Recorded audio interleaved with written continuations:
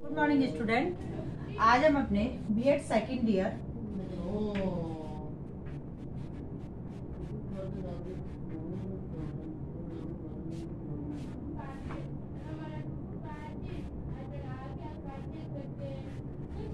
Pedagogy of social science में सामुदायिक जो संसाधन चल रहे हैं,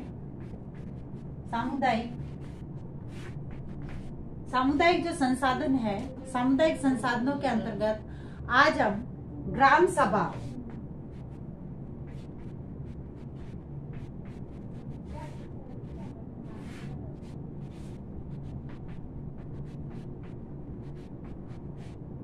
इसके अंतर्गत हम ग्राम सभा के बारे में अध्ययन करेंगे। ग्राम सभा क्या होती है, इसकी बैठक कितनी बार होती है और इसके सदस्य कितने होते हैं और इनकी योग्यता।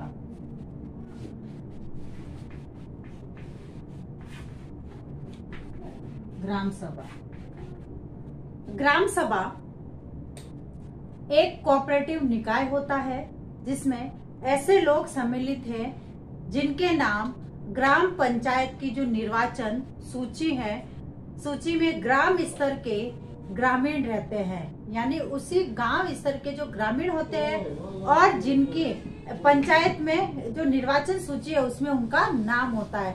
ग्राम सभा पंचायती राज व्यवस्था का प्राथमिक निकाय है। पंचायती राज व्यवस्था का प्राथमिक निकाय, पंचायती राज व्यवस्था का प्राथमिक निकाय है और सबसे बड़ा निकाय भी। यह एक स्थायी निकाय है। यह क्या है? स्थायी निकाय। यह स्थायी निकाय है। इसमें ग्राम सभा के एक गांव के या गांवों के समूह के सभी वयस्क यानी 18 वर्ष से ऊपर, वयस्क यानी 18 वर्ष से ऊपर जिनकी आयु होती है, 18 वर्ष से ऊपर के सदस्य होते हैं। ग्राम सभा में राज्य निर्वाचन आयोग यानी पंचायत एवं स्थानीय निकाय द्वारा तैयार ग्राम पंचायत क्षेत्र की वोटर लिस्ट में निर्वाचन सूची में जो दर्ज लोग होते हैं वह सदस्य होते हैं। इसके ग्राम सभा में 200 या उससे अधिक की जनसंख्या होना जरूरी है।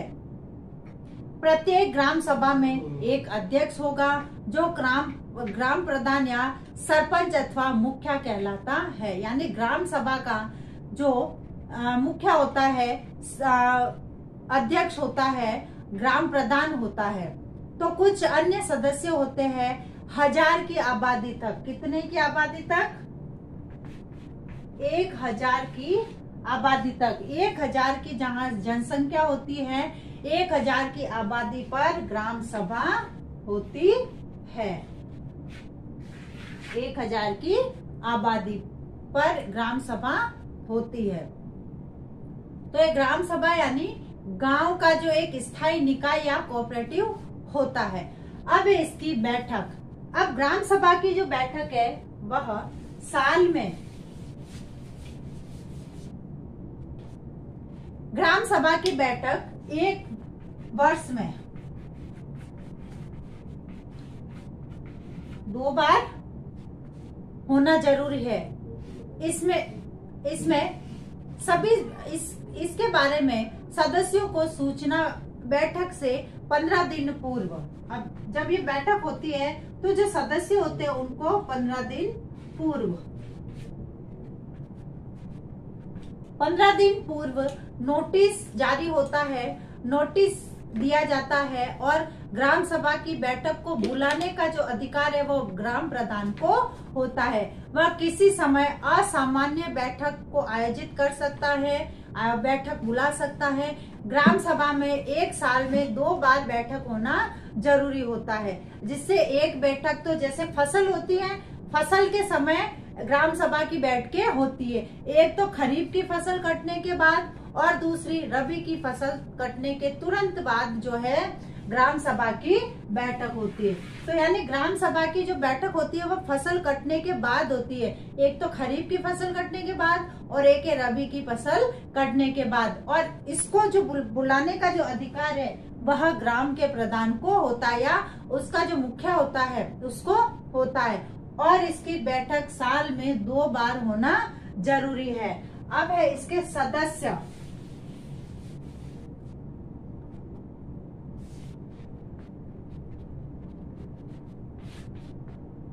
इसके सदस्य 18 साल से कम उम्र के लोग ग्राम सभा के सदस्य नहीं हो सकते। ऐसे लोग जिनकी उम्र 18 साल और वे गांव में ही रहते हैं लेकिन ग्राम पंचायत के मतदाता सूची में नहीं है, वे भी ग्राम सभा के सदस्य नहीं हो सकते हैं। यानी कुल मिलाकर ग्राम सभा के सदस्य कौन होते हैं?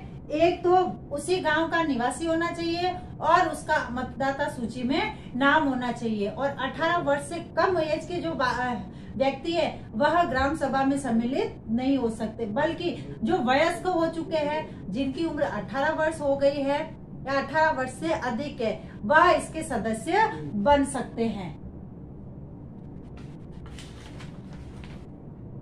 उसके बाद है इसका गठन। अब ग्राम सभा का जो गठन होता है वह सरपंच का अनुमोदन मिलने के बाद पंचायत सचिव को ग्राम सभा का गठन करना होता है। गांव के 10% सदस्यों द्वारा, कितने? 10% सदस्यों, गांव के 10% सदस्यों द्वारा ग्राम अथवा सभा के 50 व्यक्ति,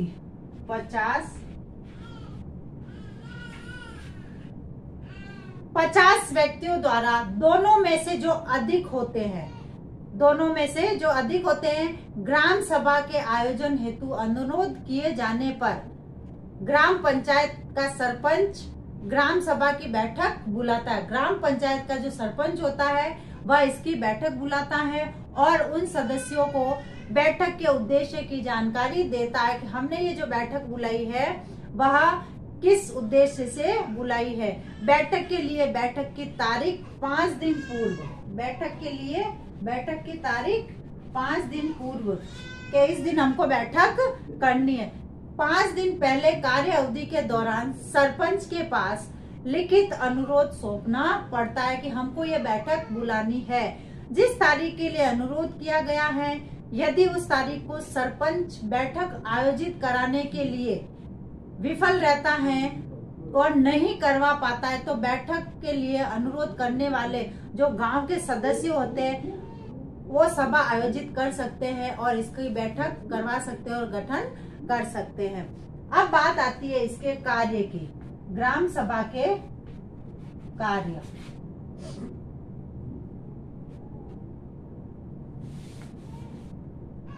अब ग्राम सभा जो है वह गांव के विकास के लिए अनेक प्रकार के कार्य करती है। जैसे ग्राम सभा गांव के हित की योजना बनाती है और उन्हें गांव के प्रति लागू भी करती है। जिसमें गांव का हित होता है उस प्रकार की योजनाएं बनाना और उनको लागू करना। फिर है ग्राम सभा ग्राम पंचायत का बजट पारित करती है, पारित कर एकत्रण के नियम बनाती है। यानी ग्राम सभा जो है वो ग्राम पंचायत का बजट पारित करती है और उसको कैसे करना है वह बताती है। फिर है सार्वजनिक संपत्ति की रक्षा करती है। गांव में जितनी भी सार्वजनिक संपत्ति, स्कूल है, विद्यालय है, हैंडपंप है, अपने बिजली के हैं, सार्वजनिक जो भी स्थान है, पार्क है, ये सब इनकी सुरक्षा की रक्षा करती है और इनकी देखभाल करती है।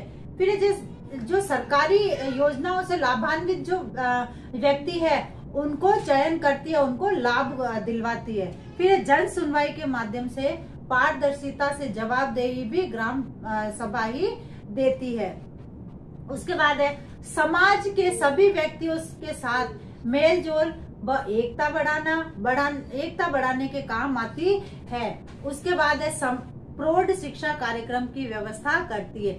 गांव में जो प्रौढ़ों के लिए शिक्षा की जो व्यवस्था है उस कार्यक्रमों की व्यवस्था करती है। फिर है जैसे राजकीय नल नलकूपों की मरम्मत है, रख रखाव है, उनका कार्य है ग्राम सभा ही करती है। इसी के साथ गांव में और अनेक जो विकास के कार्य होते हैं वह ग्राम सभा के द्वारा ही किए जाते हैं। तो इस प्रकार से हमारा जो सामुदायिक संसाधन है ग्राम सभा, यह गांव के विकास के लिए कार्य करती है।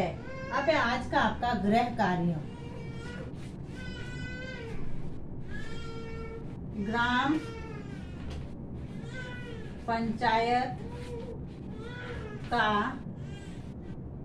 अर्थ बताते हुए इसके